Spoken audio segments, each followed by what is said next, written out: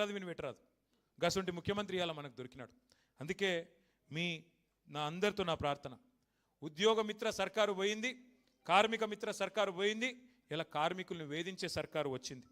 జీతాల పెంపు లేదు, ఇంకా కత్తిరించే ప్లాన్ చేస్తూ ఉన్నాడు. ఇంకా విశ్రాంత ఉద్యోగులకు, రిటైర్డ్ ఉద్యోగులకు రిటైర్మెంట్ బెనిఫిట్లు ఇవ్వాలని పరిస్థితి ఇవ్వాలి. వాళ్ళు లగ్గం చేసుకున్నా, వాళ్ళ పిల్లల లగ్గమైనా, ఇల్లు కట్టుకున్నా బెనిఫిట్స్ వాళ్ళకి రావాల్సినవి వాళ్ళు దాచుకున్నాయి, ఆ పైసలు కూడా ఇస్తలేడు. అట్లాగే దారుణాతి దారుణమైన విషయం ఏంటంటే, మంత్రుల జీతాలు కట్ చేస్తా, ఎమ్మెల్యేల జీతాలు కట్ చేస్తా, అందులోకెళ్ళి ఇస్తా అని మాట్లాడుతున్నాడు. కట్ చేస్తే ఎంతమందికి ఇస్తావు? వాళ్ళు ఏమైనా వరద బాధితులా, తుఫాన్ బాధితులా? వాళ్ళు కాంగ్రెస్ బాధితులు. వాళ్ళు వరద బాధితులు కాదు, తుఫాన్ బాధితులు కాదు. నువ్వు జీతాలు కట్ చేసి ఇచ్చేందుకు, విరాళం ఇచ్చేందుకు, వాళ్ళకు హక్కుగా దాచుకున్న పైసలు వాళ్ళకి ఇవ్వమంటే ఎకసెక్కం చేస్తున్నాడు ముఖ్యమంత్రి గారు.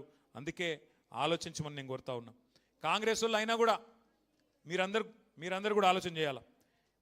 24 గంటల కరెంట్ ఇచ్చి కేసీఆర్ గారు ఆదుకుంటే, పబ్లిక్ సెక్టర్ కండగా ఉండి ఎల్ఐసిని కాపాడి, అట్లాగే జెన్కోన్ కాపాడి, బిహెచ్ఈఎల్ని కాపాడి, వైజాగ్ స్టీల్ ప్లాంట్ అండగా నిలబడి, ఇన్ని ప్రభుత్వ రంగ సంస్థలకి అండగా కేసీఆర్ గారు నిలబడితే, ఈ ముఖ్యమంత్రి గారు మాత్రం ఇలా బడా కార్పొరేట్ సంస్థలకు కొమ్ముగాస్తూ మనకు ఇబ్బంది పెడతా ఉన్నాడు.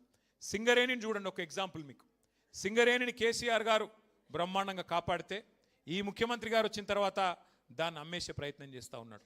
ఆర్టీసీని, విద్యుత్ రంగాన్ని కేసీఆర్ గారు కాపాడితే, ఇవాళ ఈ మూడింటిని ప్రైవేటీకరణ వైపు ఈ ముఖ్యమంత్రి గారు నడుపుతూ ఉన్నారు. అట్లాగే మీ అందరికీ తెలుసు, సింగరేణిలో కానీ, ప్రభుత్వ రంగ సంస్థల్లో కానీ కార్మికులు లేనిదే ఎక్కడా కూడా మరి పని జరగదు. అట్లాంటిది ఇప్పుడున్న పరిస్థితుల్లో ఒకవైపు రాష్ట్ర ప్రభుత్వం ఇట్లా పనిచేస్తుంటే, కేంద్ర ప్రభుత్వం మరొక వైపు సమ్మెటపోటులాగా లేబర్ కోడ్స్ అని తీసుకొచ్చి ఏకపక్షంగా మీరు పోరాడి సాధించుకున్న 44 చట్టాలను 4 కోడ్ల కింద మార్చి వాళ్ళు కూడా మీకు అన్యాయం చేసే ప్రయత్నం చేస్తూ ఉన్నారు. దానికోసం దేశవ్యాప్తంగా సమ్మె జరిగితే మన పార్టీ కూడా మద్దతు చెప్పింది. కానీ రేవంత్ రెడ్డి గారిని మేము అడిగినాం అసెంబ్లీలో, ఏమయ్యా చెప్పు మరి లేబర్ కోడ్ల మీద చెప్పు, కేంద్ర ప్రభుత్వం తెచ్చినంత మాత్రాన నువ్వు అమలు చేయాలన్నది ఏం లేదు, నువ్వు ఆపు, తెలంగాణలో నేను అమలు చెయ్యా అని చెప్పు అని చెప్పి అడిగితే సమాధానం లేదు. మోడీ గారు తానా అంటే ఈయన తందానా అంటున్నాడు తప్ప సమాధానం చెప్తలేడు.